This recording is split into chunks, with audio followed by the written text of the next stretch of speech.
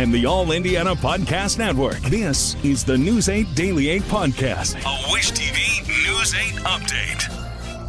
Hello, I'm Jeremy Jenkins, and this is your News 8 Daily 8 Podcast for Tuesday, March 18th. We begin with the Indianapolis couple facing more than 20 charges for a 2023 fatal crash. They are due back in court later today. Prosecutors say that Bradley Woods was intoxicated before a crash that killed a person and injured another. According to court documents, Woods also left the scene of the crash. Paige Woods is charged with obstruction of justice. Prosecutors say the couple tried to clean blood from their vehicle after the crash. It happened on East Southport Road and Little Oak Lane on the southeast side in late December 2023. Both were arrested on Saturday. Their hearings are scheduled to begin at 10. To a story IT8 has been following, the owner of the bar Chatterbox on Mass Ave says the bar staff was set up when a group wearing MAGA hats walked in and confronted a bartender Friday. The exchange went viral, sparking backlash nationwide. News 8's Cody Fisher reports. The owner of Chatterbox tells me that the video posted online only shows about 20% of the encounter. Why? Because you're a Trump supporter. This is the video from last Friday, posted by the person who said the bar discriminated against them.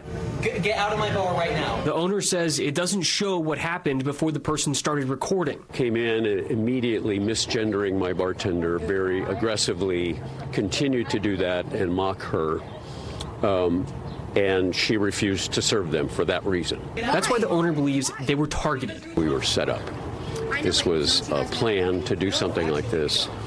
We don't believe the people that came in to instigate even knew what Chatterbox was, but they came in because of our pride flag. Elise Hensley spoke with IT8's Kyler Russell on Sunday. There was no ill intent for me to start anything with anyone at that place. We got kicked out because of a Trump hat. I have lots of gay friends. I have lots of trans friends. For anyone to assume that I do not like those types of people is absolutely insane.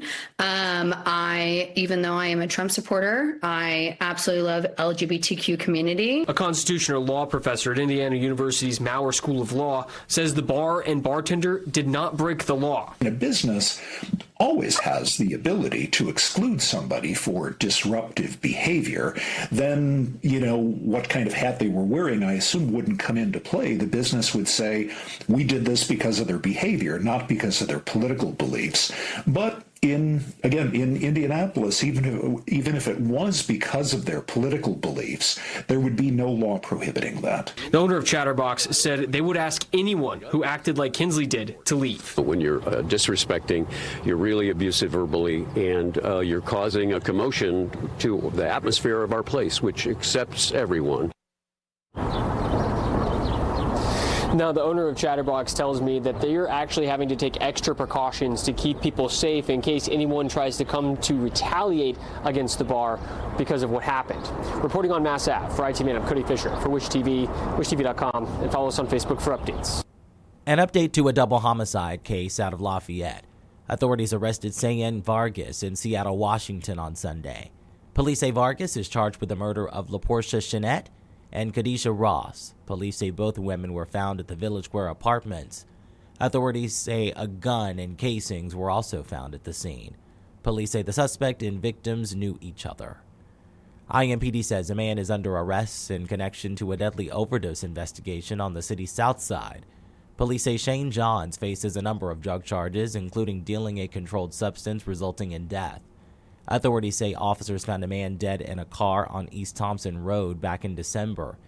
Investigators determined that the man got the drugs used to overdose from Johns. When police arrested Johns, they say they found about 77 grams of fentanyl, $30,000, and a loaded handgun magazine in his car. Let's talk sports. The Butler men's basketball team will be competing in a new postseason tournament called the College Basketball Crown. The single elimination competition will feature 16 teams from the biggest basketball conferences. It will take place in Las Vegas at the MGM Grand Garden Arena and the T-Mobile Arena. Butler will play Utah in the first game of the tournament on Monday, March 31st at 3 p.m. The tournament will run through April 6th.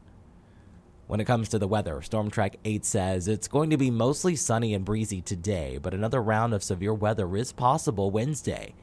Meteorologist Ryan Morse has your News 8 Daily 8 forecast. We're under a 2 out of 5 risk of severe weather for western half of Indiana. So again, that is for Wednesday. Tomorrow, we're completely fine across the area. Closer look at that risk zone for Wednesday. The yellow is the slight risk, 2 out of 5 chance of severe weather. Damaging wind would be the primary threat, but I wouldn't rule out a couple isolated quick spin-up tornadoes. Again, we'll know more as we get closer. Live look at Cicero. We're sitting in the lower 40s. Wind sustained right now 10 to 15 miles an hour, gusting 25, 30 miles an hour. Current look at Storm Tracker. We have a low-pressure system off to our north, underneath a warm front now, which will pump up our temperatures for tomorrow. Today, we were in the lower 50s.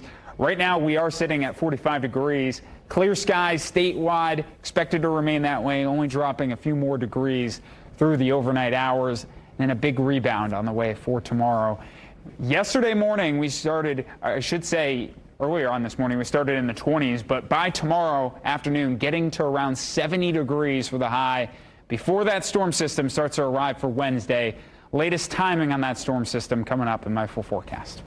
To get a peek at Ryan's full forecast, just head over to wishtv.com, or you can download the Wish TV Storm Track 8 app. And don't forget to check out our Storm Track 8 weather blogs.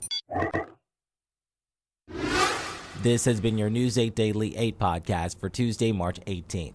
I'm Jeremy Jenkins for Wish TV, wishtv.com, or follow us on Facebook for updates. This is the News 8 Daily 8 podcast, a Wish TV News 8 update on demand. For even more, on demand and on the go, connect with Wish TV on Facebook at wishtv.com and on the free Wish TV mobile app. Thank you for listening, and be sure to like, subscribe, and follow this podcast for updates every weekday morning on the All Indiana Podcast Network and wherever you get your podcast.